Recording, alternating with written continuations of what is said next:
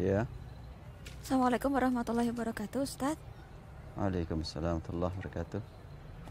Apa kabar, Ustadz? Alhamdulillah. Ini saya mau konsultasi sedikit, Ustadz. Sering saya ingin belajar mentadaburi Al-Quran, mempelajari Al-Quran gitu, mau khusyuk baca Al-Quran.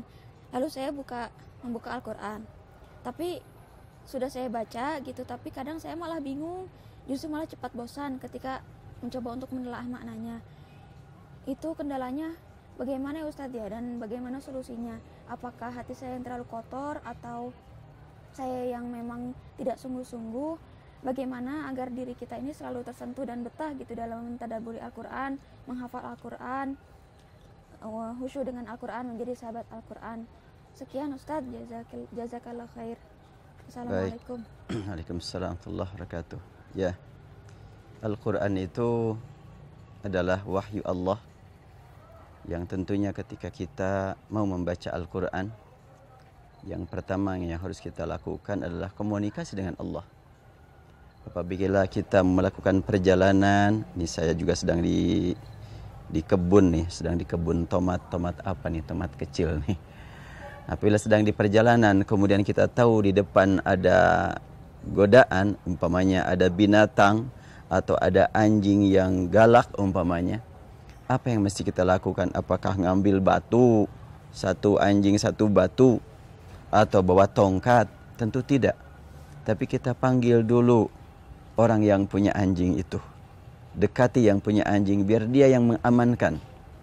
Nah, kita ketika mau melaksanakan ibadah, mau membaca Al-Quran, komunikasikan dulu dengan zat yang menciptakan semua makhluk, termasuk yang suka menggoda kita dari golongan manusia dan golongan jin, kan yang menciptakan adalah Allah.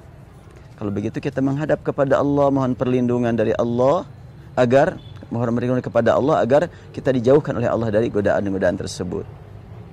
InsyaAllah dengan membaca isti'adzah dengan penuh kekhusyuan, a'udzubillahi minasyaitonirrajim, dengan khusyuk, dengan merasa khawatir kalau tidak dijauhkan, wah saya bahaya, saya terganggu.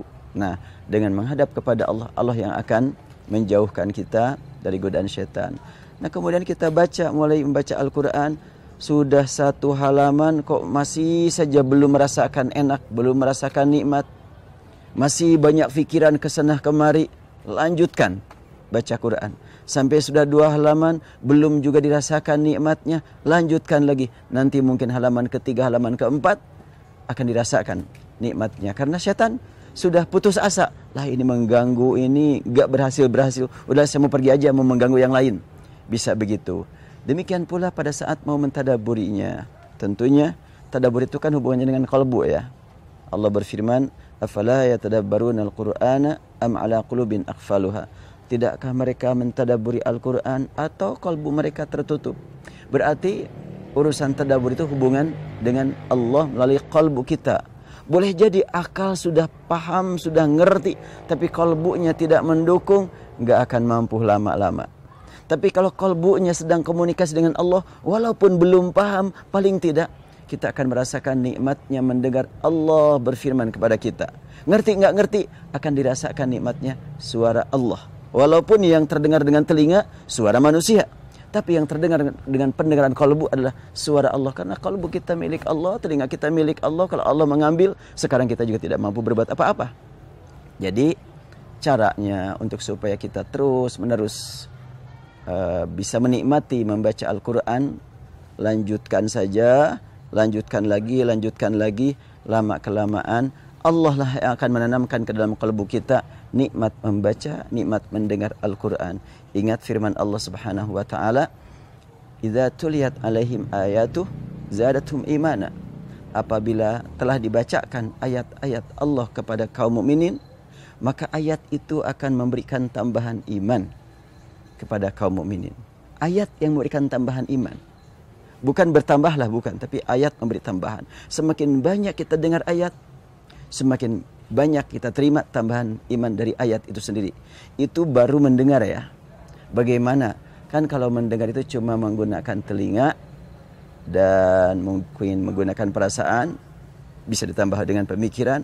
Sekarang telinga kita fungsikan, kemudian juga lisan kita gerakan, kemudian suara, anggota suara kita juga manfaatkan, otak kita aktifkan, kolbu otomatis, semuanya kita libatkan untuk Al-Quran. Ya pastilah akan merasakan kenikmatan dari waktu ke waktu semakin bertambah. Ya, barangkali untuk jawaban, insya Allah mudah-mudahan kalau kurang jelas bisa hadir ya di majlis taklim saja kalau memang dekat ke rumah. Untuk sementara demikian, mudah-mudahan bermakna, bermanfaat. Assalamualaikum warahmatullahi wabarakatuh. Hatur nuhun Ustaz.